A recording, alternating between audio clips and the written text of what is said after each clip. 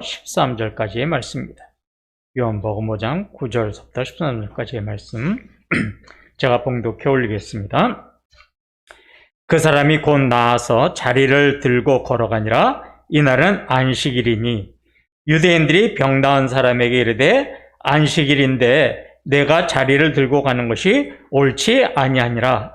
대답하되 나를 낫게 한 그가 자리를 들고 걸어가라 하더라 하니 그들이 묻되 너에게 자리를 들고 걸어가라 한 사람이 누구냐 하되 고침을 받은 사람은 그가 누구인지 알지 못하니 이는 거기 사람들이 많으므로 예수께서 이미 피하셨음이라.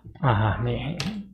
어린애 같아서 그런가요? 마음이 좀 설레고 이런 찬양 또 은혜 찬양을 들으면서 참 감사하다라는 생각이 많이 듭니다. 어떤 직장인이 있습니다. 이제 어떤 직장인이 출근을 하다가 길에서 갑자기 심정지라고 그러죠. 그러니까 심장이 정지가 된 그런 사람이 쓰러져 있는 것을 발견하고 급히 달려가서 이제 심폐소생술을 했어요.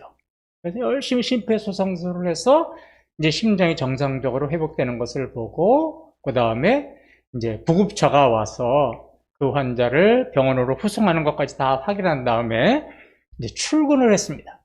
그런데 그렇게 일이 지체가 되다 보니까 회사에 지각하고 말았어요.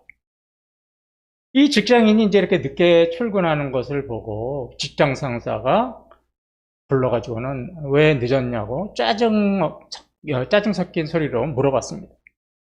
직장인이 제가 출근길에 이만저만한 일이 있어가지고 이래서 제가 어차피 불가항력적으로 제가 좀 지각을 했습니다. 그랬더니 이 직장 상사가 칭찬하기보다는 아니 심폐소생술 할 줄 아는 사람이 당신밖에 없었어요? 아니 그냥 119에 전화하면 되는 거 아니에요? 꼭 그렇다고 당신이 지각하면 되겠습니까? 오히려 핀잔을 줬어요. 여러분 직장 생활에서 하신 분들은 아시겠지만 회사에는 꼭 이런 진상 같은 직장 상사가 있습니다. 여러분 지금 한 생명을 살리고 돌아온 자기 부하 직원에게 칭찬은 해주지 못하고 핀잔을 주는 이런 직장 상사의 모습, 여러분들은 어떻게 생각하십니까? 회사에는요 정확한 회사 규칙이 있어요. 첫 번째가 뭐냐? 지각하지 말아야 돼요. 지각하면 그거는 회사원 자격이 없습니다. 회사 규칙이 지각하지 말라는 규칙이 있지만 그것보다도 더 중요한 것은 죽어가는 한 생명을 살리는 것, 이것이 더 중요하지 않았을까요? 오늘 우리가 읽은 오늘 본문의 말씀이 제가 예를 들자면 바로 이런 내용입니다.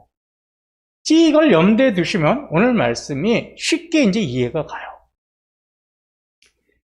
지난주에 이제 우리가 살펴봤듯이 예수님께서 예루살렘으로 올라오셔가지고 베데스다라고 하는 곳에 가셨죠. 베데스다는 자비의 집, 은혜의 집이라는 뜻입니다. 거기에 수많은 병자들이 몰려 있었어요. 그런데 예수님은 유독히 38년 동안 병을 앓았던 이 병자에게 다가가셔서 내가 병이 낫기를 원하느냐 하고 물어보셨습니다. 그리고 나서 일어난 일이 이런 일이죠. 예수께서 이르시되 일어나 내 자리를 들고 걸어가라 하시니 그 사람이 곧 나아서 자리를 들고 걸어가니라. 이날은 안식일이니. 뭐라고 말씀하셨냐면 일어나 내 자리를 들고 가라 이렇게 말씀해 주심으로 말씀으로 병자를 고치셨습니다. 근데 여기까지는 좋았는데 그 다음에 문제가 뭐냐면 이 병을 고치신 일이 언제 이루어진 거냐면 안식일, 지금으로 말하면 주일날 행해졌던 일이라는 거예요. 자, 이제 38년 동안 병을 앓던 사람이 병이 완전히 나아서 가는데 예수님이 말씀하신 대로 내 자리를 들고 가라라는 말씀을 듣고 자기 자리를 들고 이제 걸어가고 있어요. 그런데 그 모습을 누가 봤냐면 유대인들이 봤어요. 여기서 유대인들이라는 것은 유대 종교 지도자들을 말합니다. 유대 종교 지도자를 보고 10절을 보니까 그 병자에게 뭐라고 시비를 거냐면 이렇게 시비를 걸어요. 유대인들이 병 나은 사람에게 이르되 안식일인데 내가 자리를 들고 가는 것이 옳지 아니하니라.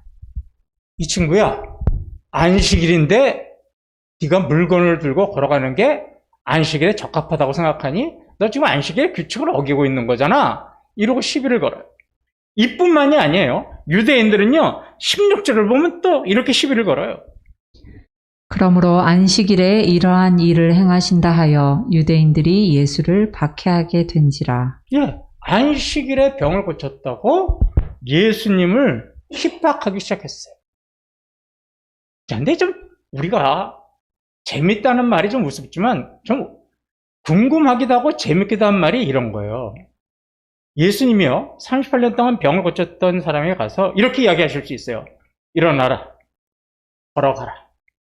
이렇게 이야기하셨을 수도 있어요. 근데 그렇게 이야기 안 해요. 예수님이 뭐라고 하냐면 일어나 내 자리를 들고 가라. 아니 그냥 일어나서 자 예수 그리스도의 이름으로 명하노니 일어나 걸어라. 이러고 그냥 가라 그러셨으면 되는데 뭐라고 하냐면 일어나서 네 자리를 잘 챙겨가지고 그거 들고 이제 집으로 가라. 이렇게 이야기하셨어요. 왜 그러셨을까요? 혹시 이 38년 된 병자가 누웠던 침상이 금으로 만든 거라서 그럴까요? 지금으로 말하면 라텍스 침대여서 그랬을까요? 왜 그 자리를 들고 가라고 했을까? 한번 생각해 보세요. 38년 동안 병을 앓았던 사람이 앉아 있었던 자리가 뭐겠어요? 지금으로 말하면 가마떼기예요. 가마떼기. 그죠? 벼로 만든 가마떼기. 시커멓게 떼탄 가마떼기나 낡은 천, 거적대기. 근데 구태여. 이거 들고 가라고 하셨어요? 왜요? 예수님이 환경적인 측면을 생각해서? 이상하잖아요. 그냥 버리고 가다 아무 상관없어요. 그거 돈도 안 돼요. 누가 치워가지도 않아요. 그런데 예수님은 구태여 일어나 내 자리를 들고 가라고 하셨어요. 왜 그러셨을까요? 여기는요, 예수님이 이 사건을 통해서 38년 된 병자를 고치는 사건만 보여주시는 것이 아니라 당시의 유대인들의 잘못된 신앙의 모습을 보여주기 위해서 일부러 어떻게 하는 거예요? 내 자리를 들고 가라 그러신 거예요. 다 의도가 있으셔서 그렇게 말씀하신 거예요. 왜 그럼 무슨 의도라고 말씀하셨느냐? 안식일에 물건을 들고 간다고 비난한 그런 유대인들은요, 율법을 철저하게 지키는 사람들이었어요. 그들은 안식일을 기억하여 거룩하게 지키라는 율법, 여기서 거룩하게 지키기 위해 가지고요, 크게는 39가지 해서는 안 될 금지 행동을 정해놓고 지켰던 사람이에요. 그러니까 세부적인 내용은 더 많고요, 크게 39가지의 안식일 날 해야 되지 말아야 할 일들, 이런 걸 정해놓고 이걸 잘 지키는 것이 안식일을 거룩하게 지키는 거라고 생각했어요. 그러면 그들이 만든 안식일의 규칙이 뭐냐? 대표적인 게 이런 거예요. 안식일에 일을 해서는 안 돼요.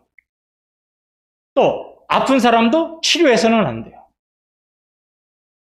물건을 들고 가서도 안 돼요. 예를 들어서 이게 손수건이에요. 이거 들고 가면 안 돼요. 그런데 이거 제가 여기다 이렇게 꽂고 하면 돼요. 이게 안식일 규칙이에요. 정말로. 이건 내 몸에 붙어 있는 거니까. 근데 내가 이렇게 들고 가면 안 돼요, 이거를. 얼마나 우스운 거예요. 거리를 가는데 1000m 이상 가면 안 돼요. 999m까지 갔는데 1m만 더 가면 안식 규칙 지키니까 거기 그 자리에 멈춰야 돼요. 제가 오래전에 성지순례를 다녀왔습니다.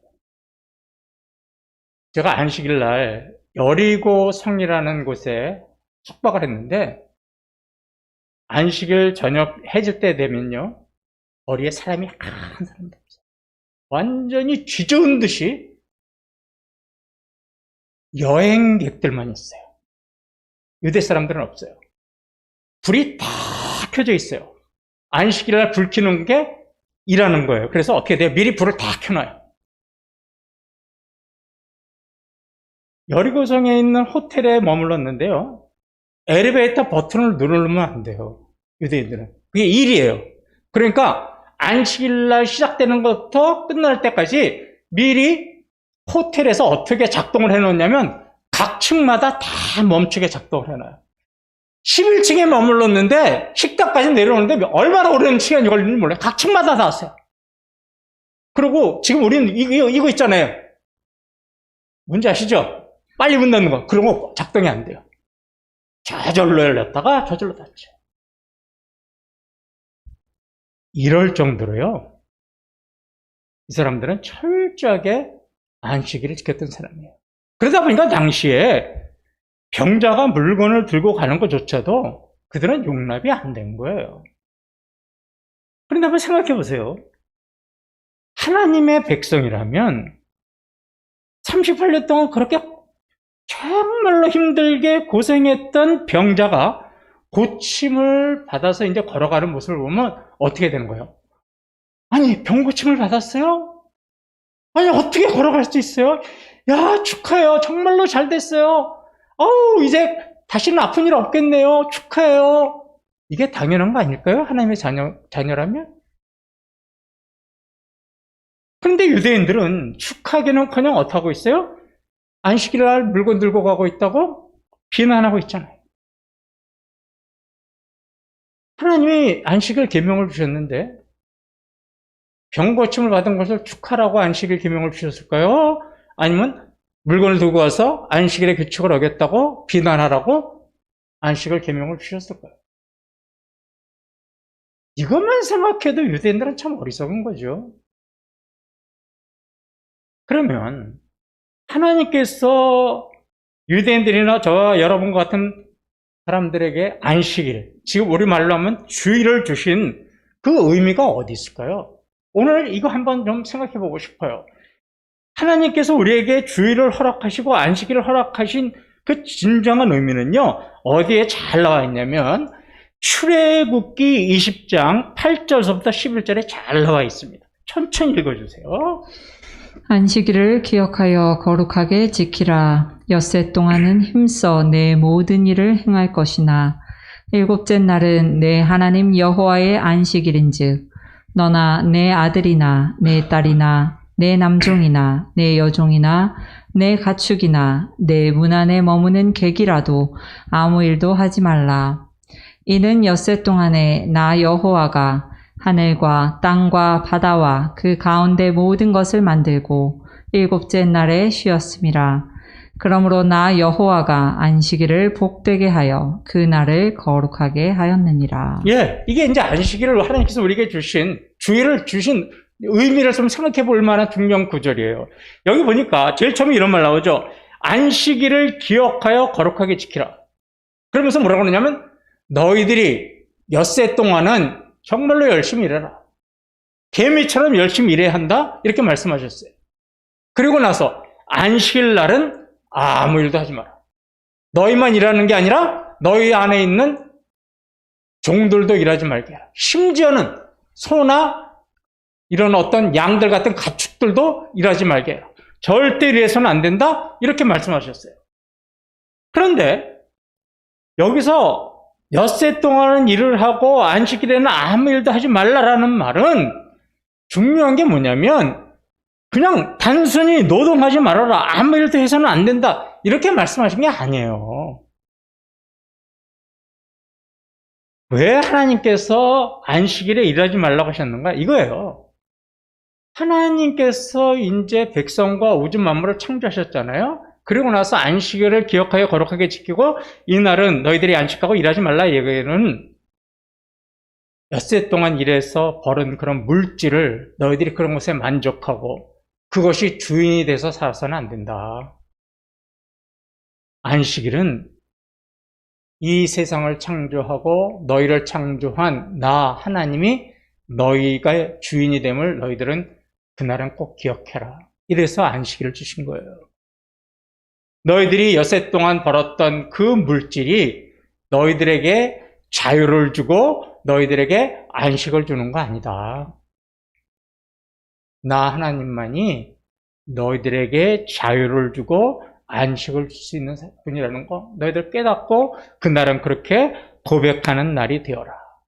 이래서 안식일 날 일하지 말라고 하신 거예요. 자, 책을 보니까요, 안식일 계명에 대해서 아주 쉽게 설명하신 분이 있어요. 프랑스에 앙드레라고 하는 신학자가 있는데요. 이 신학자가 안식일의 계명을 설명하는 자기의 책에서 이렇게 글을 썼어요. 정말 굉장히 쇼킹했어요. 그분 이야기입니다. 동물들은요, 배가 부르면 사냥 안 해요. 그죠? 사자가 한번 딱 사냥하면 며칠 동안 어떻게 돼요? 그냥 가만히 있어요. 동물들은 배가 부르면 사냥 안 합니다. 그런데 인간들은 어떻게 하냐면 배가 부르면 배가 부를수록 더 뭐가 생겨요? 욕심이 생긴다는 거예요. 그래서 어떻게 돼요? 배가 부르면 부를수록 더 내 창고에 많은 것을 쌓아놔야지. 그래서요, 쉬지 않는다는 거예요. 더 열심히 한대요. 그러니까 돈 있는 사람이요, 주일 못 지켜요. 더 일해야 되거든요.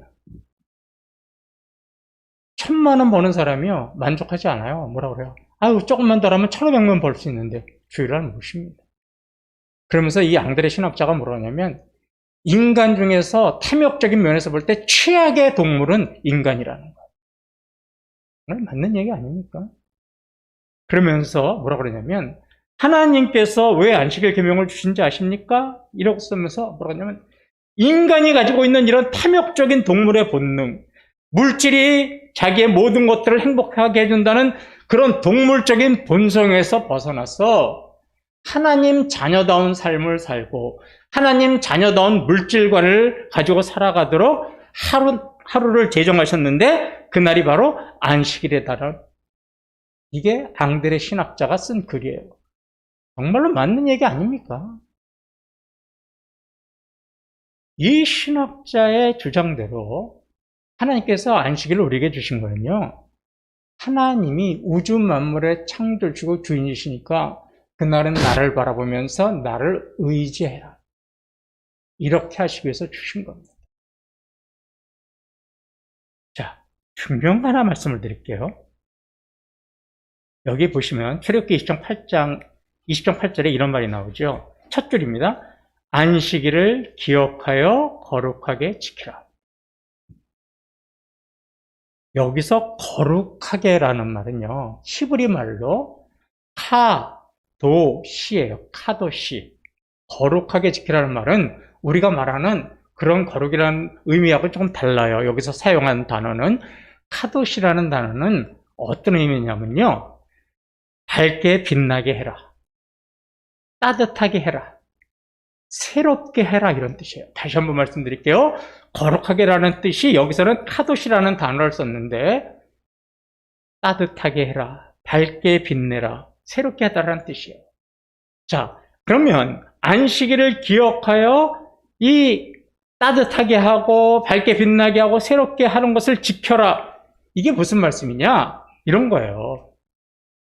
우리가 이제 한 주간 살면서 세상살이 하다 보니까 마음에 기쁨과 감사보다는 뭐가 가득 차셨어요? 여러분들 여기 오시면서 한 주간 살면서 근심과 마음의 어두움, 또 이런 것들이 있잖아요.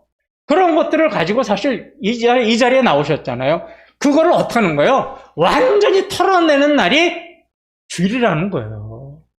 한 주간 살면서 삶의 무거운 것들, 뭐 부부싸움했던 점들, 또 뭐 직장에서 안 좋았던 모습들, 또 자녀들과의 어떤 상처, 이렇게 해서 마음 무겁고 죽은 짐으로 이 자리에 나와서 그날을 어떻게 하라는 거예요? 그날 예배를 드리면서 주님을 만나서 그 주님의 은혜로 이 어둡고 무거웠던 걸 다 털어내고 다시 너희 마음이 따뜻해지고 밝아지는 날이 되도록 해라, 이런 뜻입니다. 한 주간 우리가요, 죄 가운데 살잖아요, 사실은. 하나님은 말씀대로 살려고 하는데도 여전히 우리는 죄악 가운데 살고 죄를 지어서 무거워진 마음으로 있잖아요. 그 무거워진 마음이 주님을 만나서 어떻게 되는 거예요? 우리의 죄를 용서받고 우리의 심령이 새롭게 되는 날이 되게 해라. 이런 뜻이 바로 안식일을 기억하여 거룩하게 지키라는 뜻입니다. 거룩이 여기서 홀리라는 뜻이 아니에요. 그냥 정제세로 앉아가지고 이런 거룩 사는 게 아니에요, 여기서는. 그러니까 안식일은요, 본질이 딱 세 글자예요. 안식. 주일날 우리가 가지는 은혜가 뭐냐면 안식할 수 있는 거예요. 무겁고 어두웠던 마음이 다 털어내고 하나님의 마음으로 따뜻해지는 안식. 두 번째가 뭐냐? 회복. 나의 모든 죄를 씻고 내 새로운 심령이 돼서 살아가는 회복. 세 번째가 뭐냐? 그래, 내가 한 주간 힘들고 은혜로 어렵게 살았지만 오늘 하나님의 은혜를 받았으니까 이번 주도 다시 열심히 살아보자. 희망. 이 세 가지가 안식일에 빠지면 그건 안식일이 아니라는 거예요. 안식이 있는 날이요, 회복이 있는 날이요, 한 주간을 새롭게 살아가도록 용기와 희망이 있는 날, 이 날이 안식일이에요. 이게 안식일을 준 참된 의미입니다. 여러분, 한 주간 오늘 예배가 드리고 돌아가시는데 내 마음에 안식이 없고 내 마음에 회복이 없고 내 마음에 한 주간 살아가는데 용기와 희망이 없어. 그럼 여러분 주일을 잘못 지키신 거예요. 그냥 와서 앉아서 가시는 거예요. 그런데 이게 하나님께서 안식일을 기억하여 거룩하게 지키라는 안식일 계명인데 유대인들은 이렇게 지키지 않았어요. 안식일을 기억하여 거룩하게 지키라. 이건 뭐야? 거룩하게 지켜야 돼. 경거망동하면 죄야. 숨조차 제대로 쉬지 마. 움직이지 마. 꼼짝없어. 이게 그들이 지켰던 방식이에요. 얼마나 잘못된 겁니까? 그러다 보니까 경동하지 않고 경거망동하지 않고 또 숨조차 제대로 쉬지 않는 그런 조심스럽게 안식일을 지키기 위해서는 이 규칙도 만들고 저 규칙도 만들었어요. 그래서 이 규칙도 지켜야 되고 저 규칙도 지켜야 되니까 뭐예요? 1000m 가면 안 되고 손수건 들고 가도 안 되고 병자 고쳐서도 안 되고. 그러니까 유대인들의 안식일에는요, 안식이 없어요. 회복이 없어요. 희망이 없어요. 그래서 유대인들이 일주일을 살면서 제일 피곤한 날이 무슨 날이냐면 바로 안식일 날이었어요. 왜? 하지 못할 게 너무나 많으니까. 그러니 여기 무슨 안식이 있고 회복이 있어요? 희망이 없잖아요.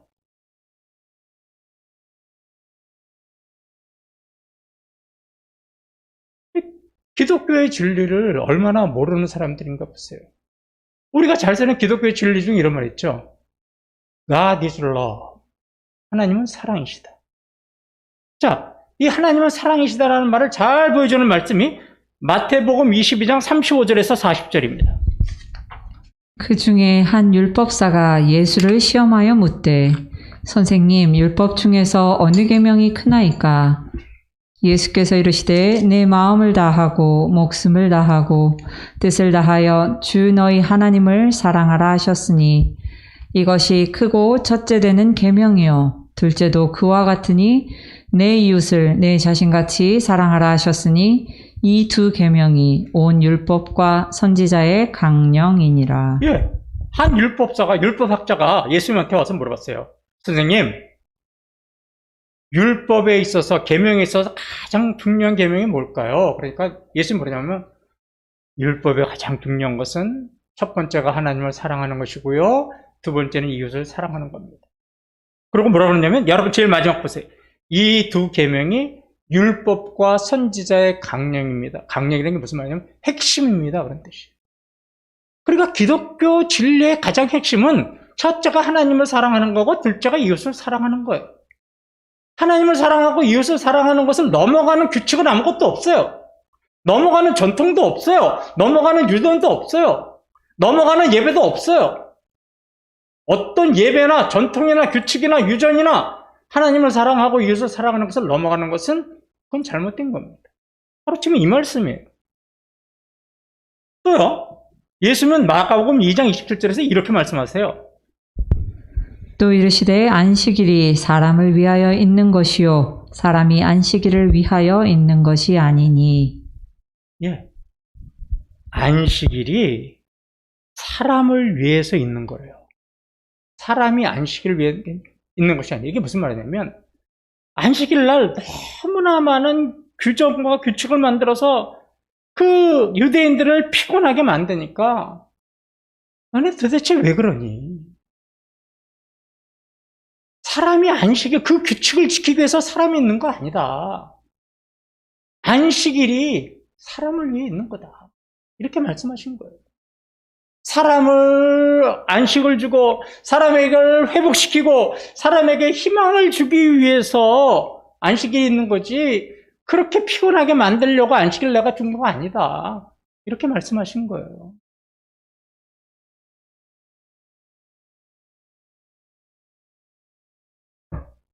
그런데 이런 유대인의 모습을 보세요.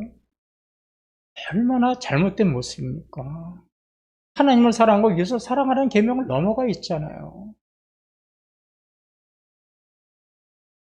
그런데 과연 이런 모습이 유대인의 모습만은 아니라는 거예요. 문제는 지금 한국 교회와 그리스도인들의 모습을 보십시오. 한 생명을 사랑하고 한 생명과 같이 기쁨과 슬픔을 나누고 한 생명과 같이 고통을 나누는 모습은 이제 교회에서 찾아보기 힘들어요.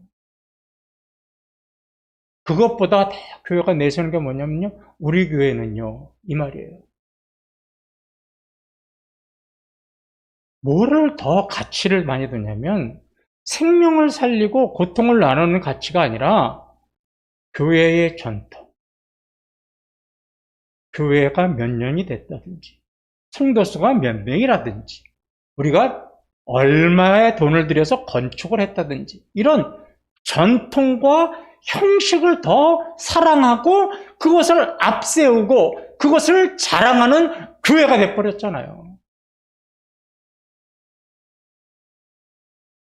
유대인들과 다를 게 뭐가 있습니까? 예수님은 죄와 사망의 권세에 빠져있는 저와 여러분을 구원하시기 위해서 이 땅에 십자가에서 죽으셔서 자유를 주셨는데, 오히려 교회는 지금 전통과 권위와 형식, 절차, 규칙 이런 것들 때문에 성도들을 얽매고 있잖아요. 성도들. 지금 이런 모습은요, 유대인의 모습이에요.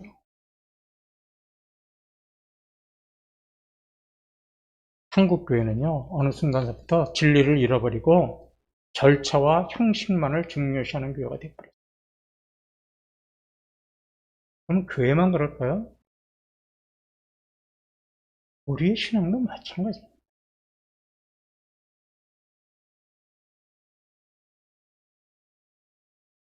지금부터 제가 드리는 말씀 한번 잘 들어보시기 바랍니다. 그리고 여러분 스스로가 나는 어떠한 신앙생활을 하는 성도인가를 한번 잘 생각해 보세요. 이거요, 오늘 한번 스쳐 지나가지 마시고 우리가 인생에 있어서 신앙생활 하면서 한 번은 자기 자신을 똑바로 볼 필요가 있습니다. 오늘 그 시간이 됐으면 좋겠어요. 그리스도인들은요, 신앙생활하는 모습을 보면 두 종류로 나눌 수 있어요. 두 부류의 성도가 있어요.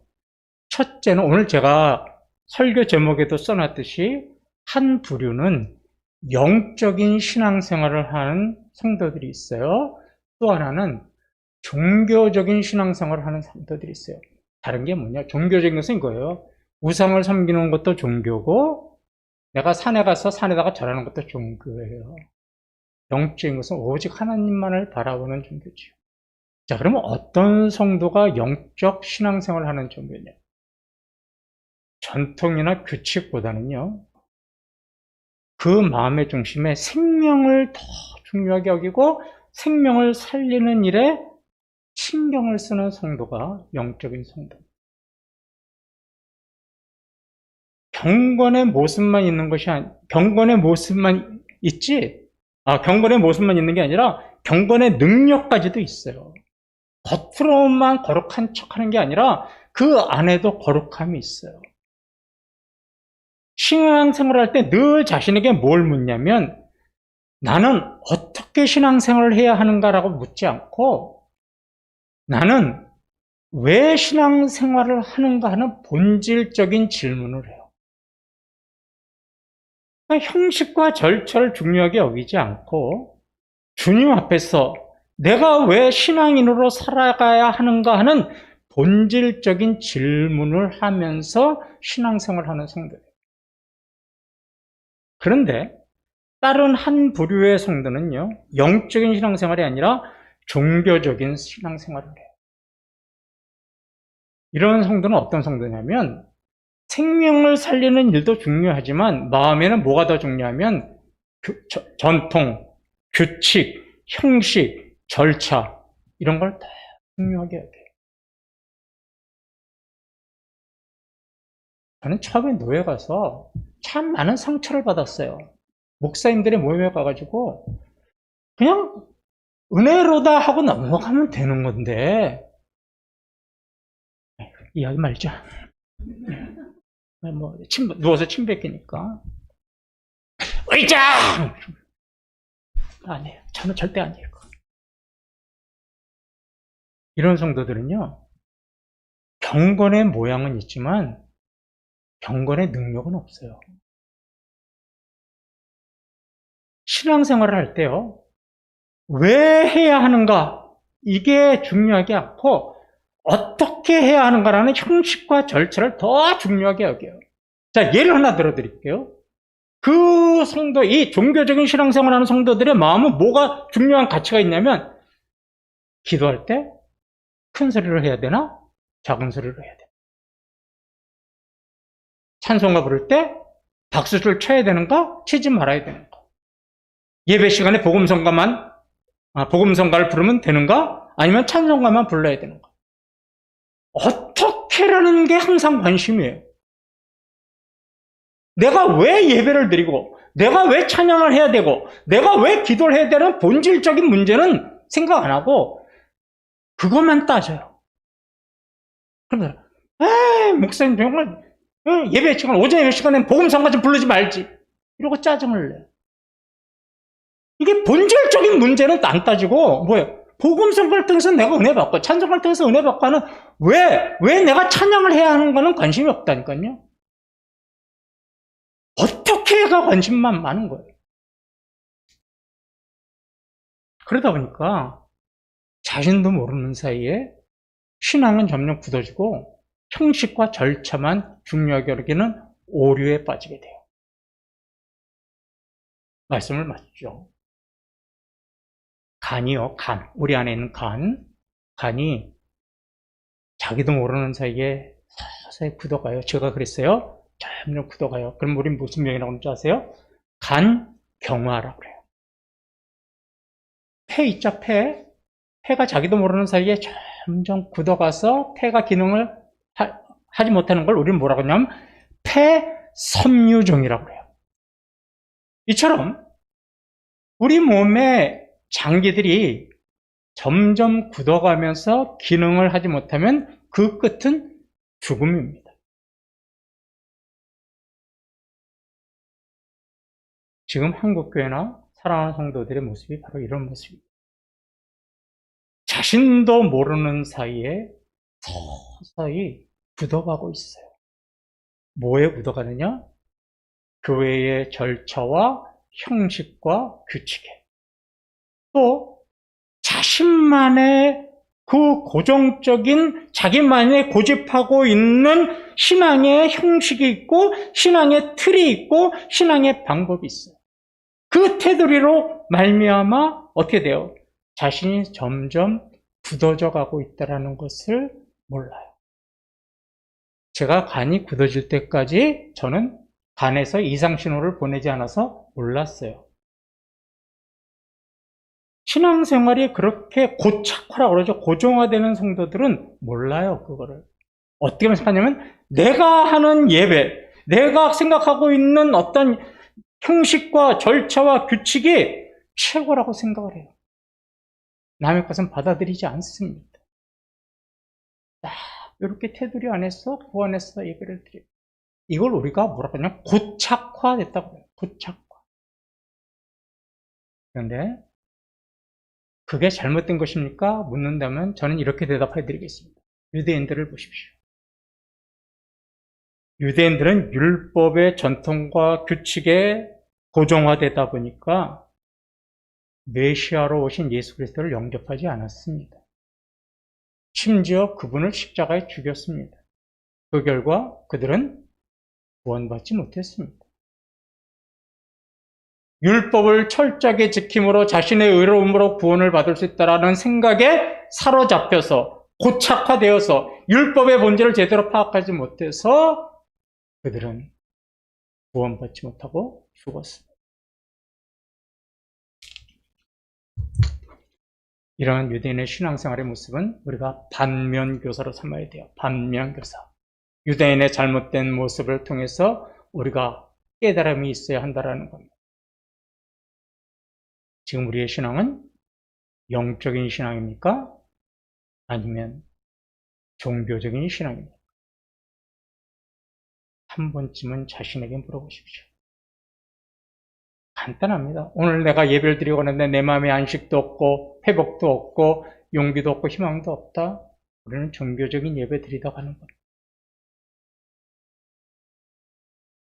이제 그 틀을 나만이 가지고 있는 그 고정화되고 고착화되어 있는 틀을 깨트리지 않으면 우리는 유대인과 같은 비참한 말로를 맞이할 수밖에 없습니다. 이번 한 주간도 내가 어떻게 신앙생활을 하고 내가 어떻게 하나님의 자녀로 살아가야 할까라는 모습보다는 더 나아가서 내가 왜 하나님을 믿어야 하고 내가 왜 하나님의 자녀로서 살아야 하는가에 대한 본질적인 질문을 하면서 살아가신다면 그리고 그런 마음으로 예배를 드리신다면 말씀의 본질을 깨닫고 하나님의 진리와 사랑으로 여러분들을 비춰지는 그런 영적인 신앙인이 되는 거죠. 한 주간도 종교적인 신앙인의 모습이 아니라 영적인 신앙인의 모습으로 살아가시는 우리 성도님들 되시기를 주님의 이름으로 축원합니다.